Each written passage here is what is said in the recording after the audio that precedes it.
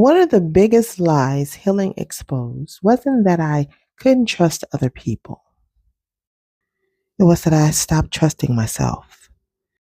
And the scary part, I didn't even realize it happened. After you've questioned your own feelings, explained away your intuition, and talked yourself out of what you knew, you slowly stop believing your own voice. I didn't realize how much that had cost me until I started rebuilding it. I'll tell you about it in a moment. Hi, I'm Ty Love, and this is Love Without Chasing, How Healing Changed Me. This series is about emotional safety, self-worth, and the quiet transformations healing creates in the way we love. Today, I want to talk about something that changed every relationship in my life: learning to trust myself again. For a lot of my adult life, I questioned myself consistently. Was I overreacting? Was I asking for too much? Was I being too sensitive? Maybe I misunderstood. Maybe I expected too much. Maybe I was the problem. But you know what I never asked? Why was I always questioning myself instead of questioning the people who kept making me feel this way? The more I questioned myself, the quieter my own voice became. There were moments when some things didn't feel right. I couldn't explain it. I just felt it. But instead of listening, I became incredibly good at arguing against myself. If something hurt, I'd explain it away.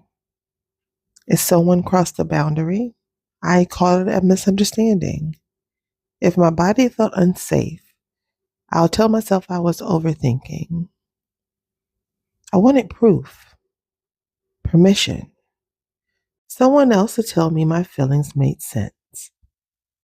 When I look back, I realized I wasn't disconnected from my intuition. I had simply learned not to trust it. Eventually, I couldn't hear my own voice anymore. I remember sitting in my car after a conversation that left me feeling small. The whole drive home, I kept replaying it over and over and over. Part of me knew something wasn't right, but another part kept saying, "You're making this bigger than it is." That wasn't my intuition failing. That was my self-trust disappearing. Healing wasn't about discovering something new. It was remembering the version of me that believed myself before the world taught me not to. Healing didn't give me a new voice. It helped me hear the one I'd been ignoring. I stopped asking, "Does everyone else agree?" And I started asking, "What do I honestly know to be true in that moment?" That question changed everything. One thing healing taught me is that self-trust isn't confidence. Confidence says, "I'm always making the right decisions." But self-trust says, even if I make the wrong one, I know I won't abandon myself. Trusting yourself doesn't mean you'll never make a mistake.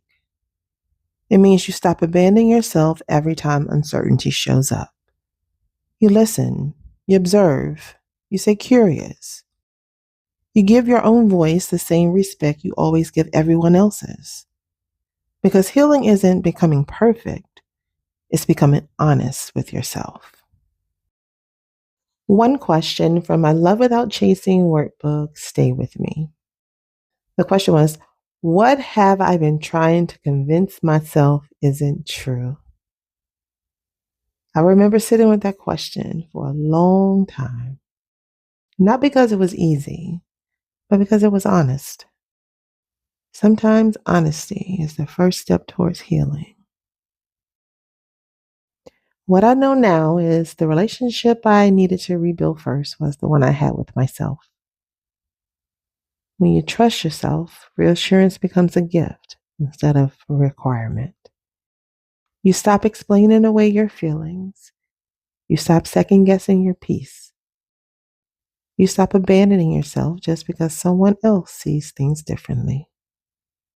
Healing didn't teach me to have all the answers. It taught me to stop ignoring the wisdom I already had, because the voice I was searching for was mine all along. And that changed everything. So let me ask you this. When did you realize you had stopped trusting yourself? I really love to hear your story in the comments. I'm Tyla, and this is Love Without Chasing. Around here, we don't chase love. We choose it.